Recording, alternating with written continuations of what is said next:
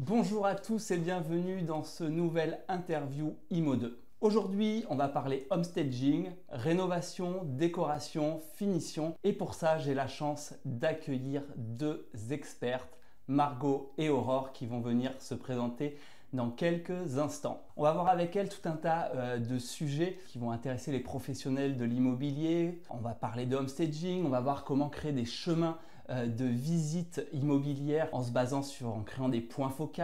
On va parler des tendances design du moment, des tendances rénovation et décoration du moment. Plein de sujets hyper intéressants. Je vais tout de suite accueillir Aurore et Margot qui vont venir se présenter.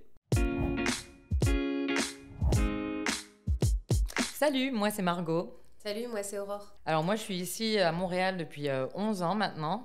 J'ai commencé ma carrière dans la mode en fait en France et puis quand je suis arrivée ici j'ai ouvert une boutique spécialisée déco et mode pour finalement la fermer et en fait me spécialiser uniquement dans le service de décoration, homestaging et relooking. Et donc moi je suis à Montréal depuis 5 ans, je suis ingénieure de formation et en venant ici, j'ai créé mon entreprise de design d'intérieur, donc vraiment rénovation, suivi de chantier, plan d'aménagement. J'ai eu la chance de rencontrer Margot sur un projet et donc en fait ensemble on s'est réunis pour créer Montréal Home Design ici à Montréal et on fait maintenant des projets un peu partout, donc Montréal, Miami, France, donc c'est plutôt intéressant et très varié. Étant donné qu'on a finalement mis en commun nos deux forces, en fait, on propose un éventail assez large finalement de services parce que ça va de la rénovation, des choix de meubles, donc de la décoration d'intérieur, toutes les finitions, le homestaging évidemment comme je l'ai mentionné,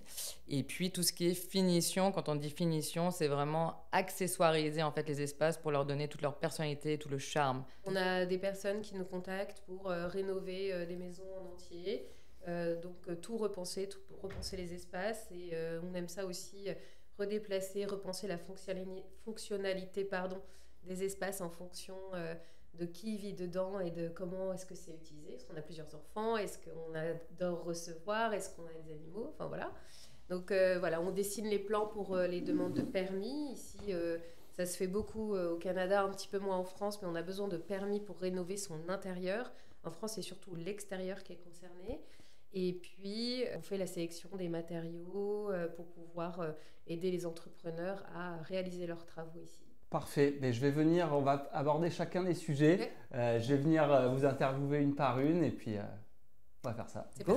Salut Margot, ça va ? Ça va et toi ? Bon, du coup, avec toi, on va parler plus de la partie homestaging. Ouais. On reviendra avec Aurore après sur la partie réno, même si on peut en parler. En 2 mots, le homestaging, juste pour recentrer au cas où il y a des gens qui ne connaissent pas, même si c'est quand même assez connu maintenant.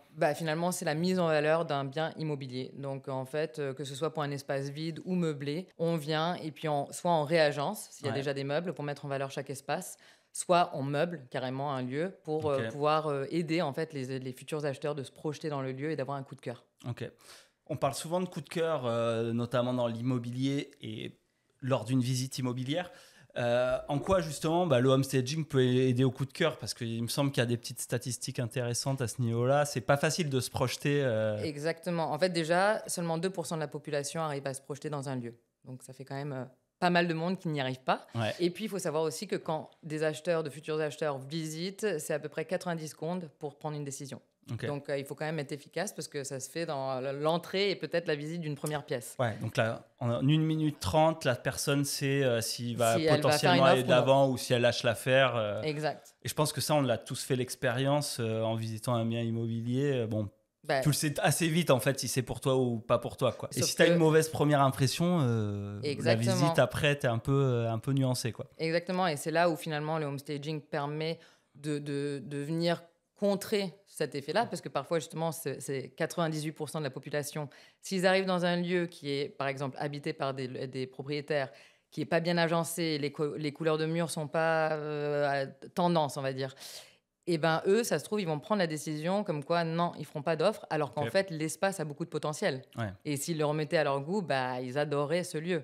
Donc finalement, le homestaging, nous, par exemple, avec Aurore, quand on fait des homestaging, il arrive aussi que parfois, on peigne des murs. dans des couleurs tendances. Et puis, on vient accessoiriser, on vient changer aussi le mobilier d'emplacement, parce que justement, dans ces 98% de personnes, il y a aussi les propriétaires, donc qui agencent peut-être mal un salon, qui va paraître beaucoup plus petit, ou qui achètent, par exemple, un canapé surdimensionné par rapport à l'espace. Et donc, l'acheteur qui va venir, il va se dire « Oh là là, le salon, il est super petit ». Alors que non, en fait, avec du mobilier adapté à l'espace, tout irait bien. Ouais, puis il peut aussi avoir potentiellement une accumulation au travers des années de meubles, de choses comme ça. Oui, alors du coup, il y a beaucoup de désencombrement aussi qui se fait. Okay. Alors nous, on ne fait pas nécessairement la partie désencombrement, on fait appel à des services pour aider, où on conseille aussi les propriétaires, on leur donne des conseils pour le faire eux-mêmes. Et nous, on intervient vraiment dans la partie déco, mobilier. Et d'ailleurs, nous, notre intervention se fait majoritairement quand même dans les biens non meublés, en fait. Ok, c'est ce que j'allais y venir. Comment ça marche concrètement? Parce que je sais qu'il y avait une grosse tendance à un moment du homestaging où c'était des meubles en carton. Je sais qu'en France, il y avait ça à un moment, à une époque. Est-ce que ça existe toujours? Est-ce que vous venez avec des vrais meubles, de la vraie déco? Concrètement, comment ça se passe? Je pense qu'il y a encore de tout. Il peut y avoir aussi des lits en carton sur lesquels on va mettre justement une jolie couverture ou une couette. Mais nous, avec Aurore, en tout cas chez Montréal Home Design, on fait plutôt du haut de gamme luxe. Donc, on ne va pas faire des meubles en carton.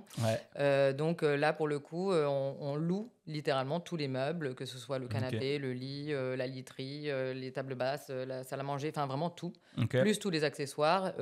Et il y a certains éléments qu'on va acheter pour le coup et qui resteront en place, tels que des rideaux ou des suspensions. On est presque dans de la réno, Alors, en fait, cette petite tendance qu'on a rajoutée chez Montréal Home Design, c'est parce que nous, on avait remarqué qu'en fait, il y avait beaucoup de homestaging qui se ressemblaient. En fait, un peu gris, blanc, beige, ils se ressemblent tous. Et en fait, aujourd'hui, la tendance, c'est plutôt de créer un coup de cœur comme si c'était presque justement habité et que ça avait de l'authenticité. Et donc, c'est ce qu'on essaye de reproduire, nous, dans nos homestaging, et on propose même des mood boards. Par exemple, un thème plutôt mid-century, un thème plutôt chic à la française, et ça, après, selon le client, le lieu et la population cible, on va évidemment adapter le homestaging. Ouais, c'est surtout en fonction de la cible des potentiels acquéreurs, parce que au final, l'avis du vendeur, qui est peut-être... non, d'ailleurs, le vendeur, en théorie, il n'a pas vraiment son mot à dire dans un homestaging, à part, effectivement, s'il y a un style qu'il aime plus. Mais si jamais il nous dit « j'adore le style minimaliste », mais qu'on voit bien que ce n'est pas du tout ça la cible, on va quand même le conseiller d'aller sur un autre style. Quand on a préparé un peu cet entretien, il y a quelque chose que j'ai bien aimé et que j'aimerais qu'on détaille, c'était les chemins de visite en créant des points focaux. Tu me parlais. Alors, qu'est-ce que c'est? Je trouve ça super pertinent, parce que dans l'immobilier, souvent les professionnels de l'immobilier, la visite, tout le monde sait faire visiter un bien ou dit savoir, alors que c'est quand même une vraie expertise. Nous, sur le campus IMO 2, on a des formations sur ça et compagnie. Il y a quand même des techniques pour faire les visites. Mais aborder la visite sur un sens de visite autour de coups de cœur ou de cacher des choses, ça m'intéresse d'en savoir plus. Alors en fait, c'est ça. L'idée, le homestaging n'est pas là pour cacher des défauts. Il est là pour en fait attirer le regard sur les qualités du lieu. Et donc en fait, c'est en ça qu'on va positionner un miroir ou un objet de telle sorte à ce que, par exemple, depuis l'entrée, celui qui visite va voir, par exemple, un beau miroir avec une plante dans le salon, et c'est là où on veut l'emmener en premier. Parce que c'est le salon, le point fort de la maison. Donc là, il va naturellement se diriger vers cette pièce-là, même s'il y a peut-être des chambres dans le couloir. Mais ensuite, il reviendra pour visiter les autres pièces. Et à chaque fois, en fait, il y a quelle que soit la pièce, il y a un point focal qui est créé pour attirer son regard vers ce qui est positif de cette pièce, ou même donc de la maison, etc. Donc ça peut être par des miroirs. Oui, il y a vraiment un chemin. Recherche, il y a un chemin virtuel qui se fait. Ça peut même être un mur de couleur, un accent de couleur qui va faire et il va être attiré. Vers là, c'est comme chez Ikea, quoi. Tu as le chemin et tu ne commences pas. Hyper intéressant. Et ça, est-ce qu'il y a des petites techniques concrètes pour créer des points de focale pour diriger la visite? C'est quoi les techniques que vous utilisez? Ça va être surtout avec les objets, en fait. Ça va être par la couleur, ça va être par la lumière, le fait de mettre des miroirs, de positionner, par exemple, je ne sais pas, s'il y a des escaliers, on va positionner des cadres pour que le regard soit attiré par l'escalier avec les cadres. Donc, ça donne envie de monter. Donc, tout est dans le positionnement des objets décoratifs dans la maison, soit pour refléter la lumière, soit pour même d'ailleurs, on va par exemple, imaginons qu'une maison n'a pas une belle vue, on va mettre des voilages pour que le regard soit pas attiré par cette vue pas terrible. Donc on la cache pas, mais on l'atténue en fait. Bien sûr, il va certainement peut-être ouvrir les rideaux ou pas.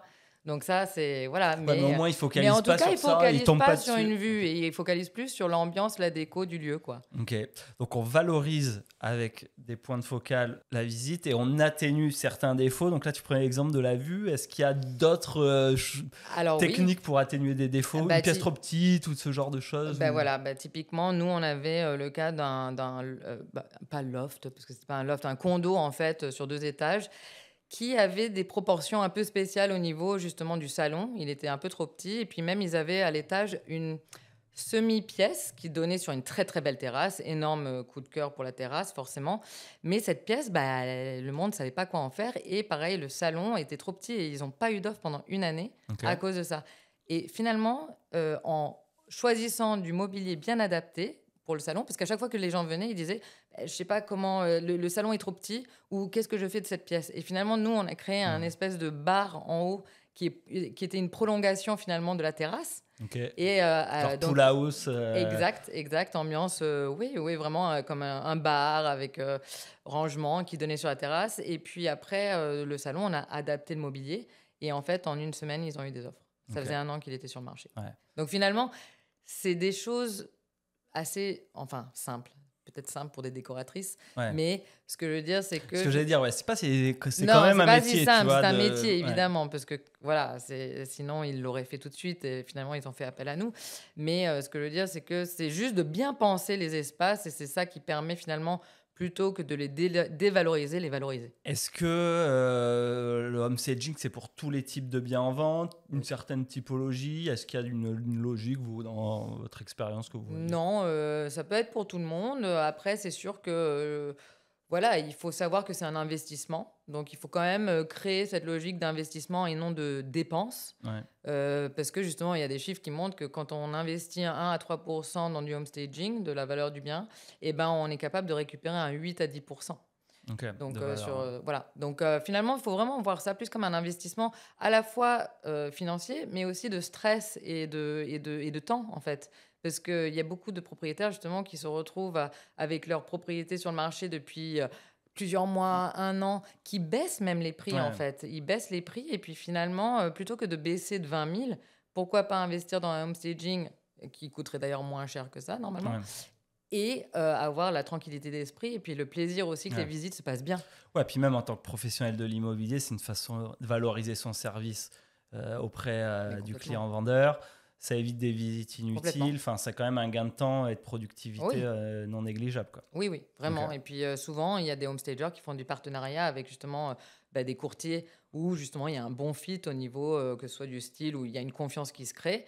Et c'est ça qui est préconisé. Il vaut mieux d'ailleurs plutôt faire un homestaging en amont de la mise en marché Ouais. plutôt que de tester 100 et puis ensuite revenir en arrière, retirer le bien, le Ah ouais. remettre. Ouais, ça, Voilà. c'est toujours pareil. C'est tout- Exact. Des fois, on tente avec le moins de Voilà. frais ou on tente le prix trop cher et puis après, le bien, il est grillé Voilà. et puis ça fonctionne plus. Mais et encore une fois, j'insiste que, et ça vaut aussi pour la déco, la réno, etc., ce sont des investissements dans les propriétés, ce ne sont pas des dépenses. Ok. Donc, bref, on en parlera aussi tu en parleras avec Aurore. Mais... Oui, parce qu'on va aborder la partie réno dans quelques instants. Sur cette partie homestaging, est-ce que tu as d'autres choses intéressantes, des petites anecdotes à nous raconter un homestaging qui s'est mal passé ou un truc qui s'est super bien. Il se passe tous bien. Non, mais honnêtement, moi, c'est plutôt, je dirais plutôt ce côté où au début, on sent des propriétaires réticents Ouais. et finalement de voir le plaisir qu'ils ont quand ils voient le résultat. Donc ça leur fait très plaisir et puis du coup, ça leur donne confiance dans la mise en marché. Surtout que souvent, nous, c'était des cas où justement, le bien était déjà depuis longtemps et du coup, ils étaient découragés. Et de pouvoir changer et switcher cette dynamique en 1 semaine ou 1 mois, c'est génial. Les propriétaires, ils sont pas mal à l'aise dans ces nouveaux meubles où ils aiment pas la déco, c'est pas leur style, du coup, ça leur plaît pas, parce que c'est pas eux la cible, tu vois, typiquement, parce qu'on cherche à cibler une famille alors que c'était un couple de retraités. Il n'y a pas de problématique un peu comme ça? Alors nous, on a eu la chance d'avoir des couples, on va dire, plutôt dans nos âges, etc., donc qui connaissent un peu les tendances, donc ils étaient assez OK avec ce qu'on mettait en place. Même certains qui disaient « Ah ouais, c'est canon », enfin, parce que ça arrive, ça, dans le homestaging, que tu fais un home staging et puis finalement le propriétaire se dit ah merde, il faut Ouais. vendre maintenant alors Ouais. qu'il aime bien le Ah résultat ouais, en fait. ah ouais, Ouais, ça arrive ah aussi. ouais, c'est à ce potentiel, je Oui, vais le garder. mais ils Ah n'ont ouais, pas je le droit, comprends. donc ça ils peuvent pas revenir en arrière. Ok. Mais voilà. Ok, Donc, ouais, mais moi, tu vois, je sais que pour l'anecdote, quand j'ai acheté mon appart, là, que tu connais, nous, ça avait été homestagé. ok, ouais.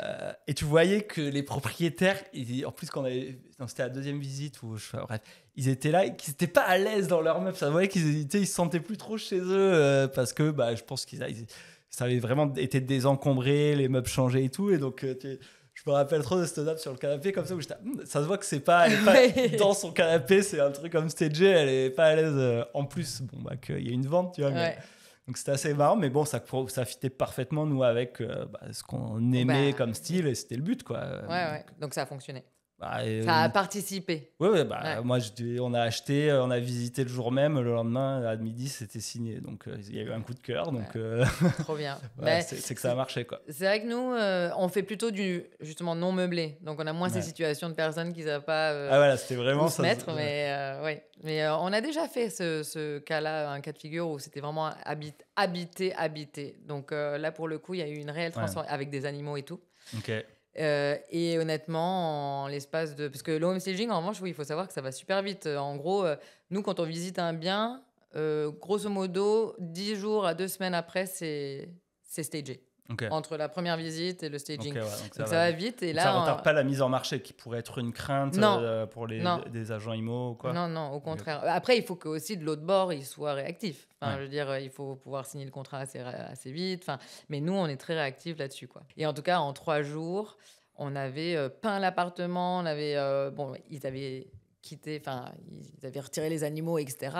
Mais en gros, il y a eu une transformation incroyable de ce studio. Et là, en l'occurrence, ils ne sont pas rentrés pendant un mois parce qu'avec les animaux et tout, ça ne marchait pas. On a parlé homestaging, un peu décoration, etc.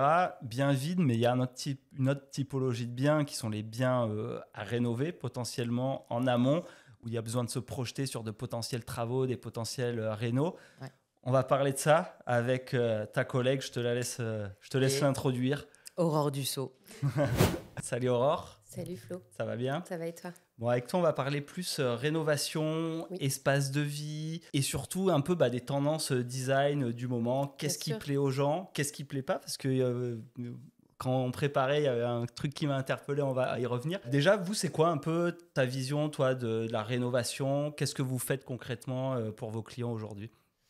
Alors pour moi, la rénovation, c'est la possibilité d'adapter un lieu à ton envie, à ta façon de vivre, te créer un nid à toi aussi, parce que en fait, l'extérieur est quand même neutre et pas du tout adapté à ta personnalité. Alors si tu peux avoir ton refuge à toi qui est ta maison et quelque chose de vraiment adapté à ta vie, eh ben, c'est déjà un petit plus, une petite charge mentale en moins.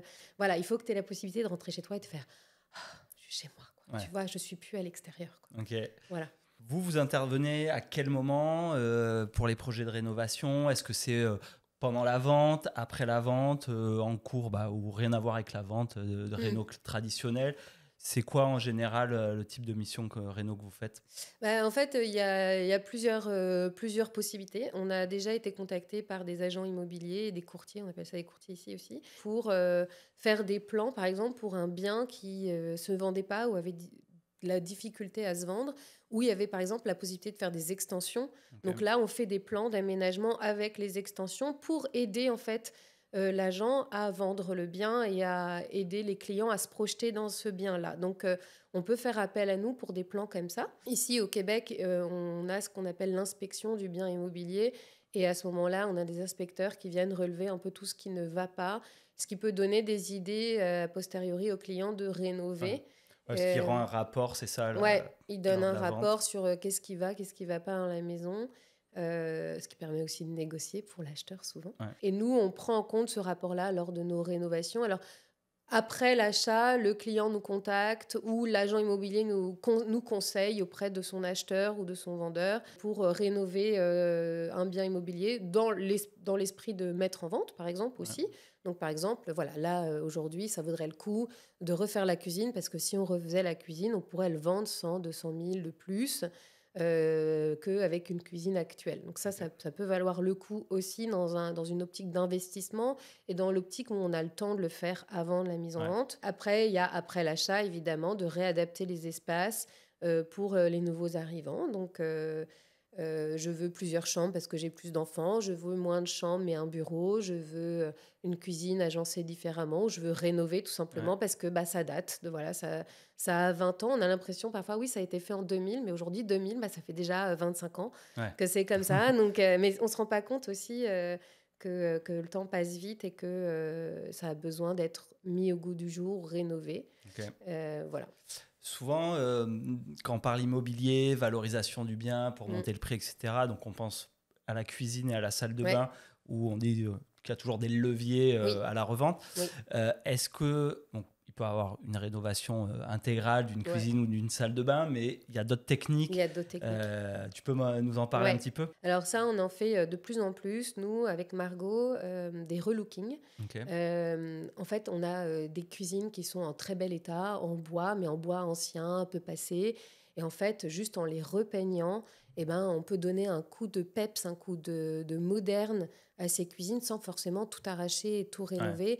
Et donc, on a l'impression qu'elle est neuve. Donc, voilà, on a des couleurs comme ça qui sont très utilisées, des couleurs plutôt foncées parfois, dans des noirs et autres, qui donnent un coup de moderne à des cuisines qui sont vraiment avec des moulures anciennes et autres. Et voilà. Et donc, changer des petites poignées, par exemple, de cuisine, ça marche aussi. Utiliser le micro-béton, ça, c'est une vraie découverte dans le relooking aujourd'hui. Ça se met partout. Ça se met sur les comptoirs de cuisine. C'est ultra durable.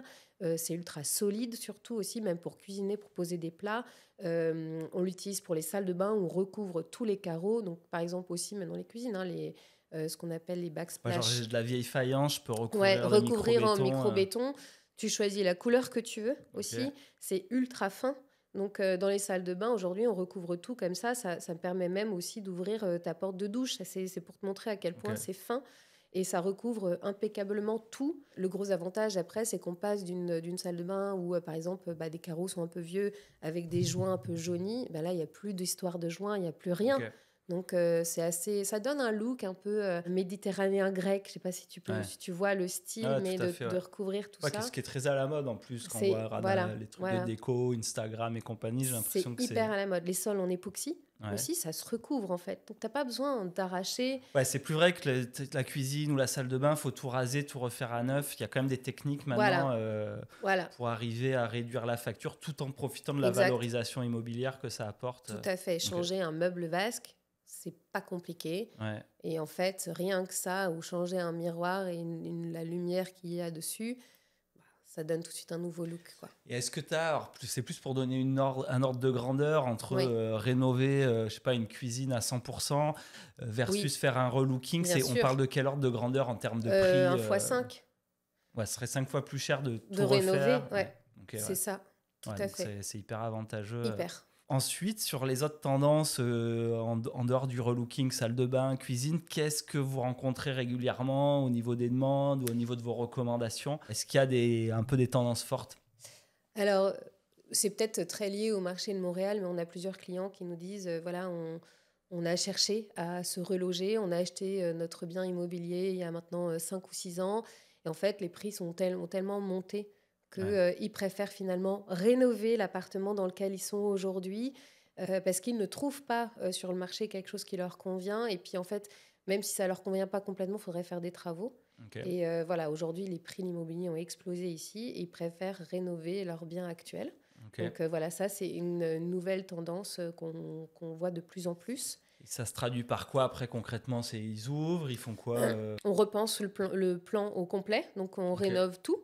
Donc ils rasent tous les murs et on réagence. Exact. Ah ouais, donc gros travaux. Gros travaux, mais ça vaut le coup en fait aujourd'hui.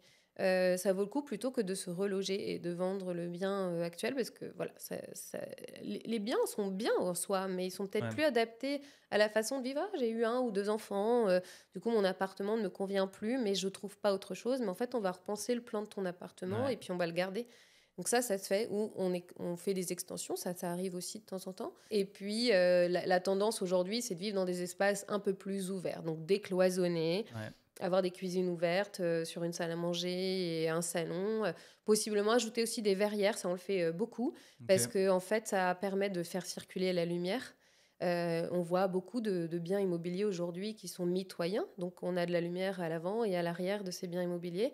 Et pour faire passer cette lumière dans les espaces de vie, ajouter des verrières, ça aide. Je vais enchaîner sur un autre sujet que Ouais. tu as abordé, qui est le côté, alors, qui est un petit peu votre patte et votre signature, si j'ai bien compris, mais c'est d'arrêter de casser aussi un peu, alors comment vous me Les disiez, tendances gris, le blanc, gris, beige. ouais, gris, blanc, beige, Ah, ouais, oui. qu'on voit un peu partout et qui sont très plates, là. Oui, c'est ça. Boring, on peut dire, ennuyant et dépressif. En plus, il semblerait qu'il y ait une étude psychologique qui a prouvé que le gris blanc beige n'égayait pas le quotidien des gens et justement les rendait plus dépressifs. Et malheureusement, c'est une tendance qui est très très répandue en Amérique du Nord. En France aussi, hein, j'ai l'impression que globalement c'est assez blanc. Alors un peu moins, un peu moins parce qu'on voit au Salon de Milan de l'immobilier que ça reste quand même très coloré, qu'il y a des propositions très colorées, que le maximalisme commence à revenir d'ailleurs. Un peu moins en France, il y a beaucoup plus de papier peint, de couleurs d'ajout dans le mobilier. Ici, un peu moins. Et pour être tout à fait honnête, on le voit dans les nouveaux magasins qui s'ouvrent, tout se ressemble. C'est que du gris blanc beige et la seule couleur qu'on voit, c'est dans les plantes qui décorent les magasins. Donc c'est très triste et on essaye de sortir de ça pour essayer de juste de pas avoir la même maison que ton voisin parce que tu n'es pas pareil que ton voisin, tu vois. Donc et malheureusement c'est un peu ce qui se fait aussi dans la mode et comme tu dis sur Instagram. En fait, plus tu vois quelque chose, plus tu te dis que tu as besoin de cette chose et que tu as besoin de cette déco-là, mais tu t'en lasses. Sauf que dans la décoration, la rénovation et le mobilier, il ne faut pas trop t'en lasser vite parce que ça coûte quand même plus cher qu'une paire de baskets, quoi. C'est pas une tendance Instagram, c'est ça. Hop, je vais mettre... Exact, c'est bien d'avoir les nouvelles Adidas, tu vois, mais si demain, tu n'as plus envie d'avoir des nouvelles Adidas, c'est pas grave. Par contre, si après-demain, tu as choisi toute ta cuisine en gris, blanc, beige et que tout est gris, blanc, beige et que tu ne l'aimes plus au bout d'un an, c'est dommage.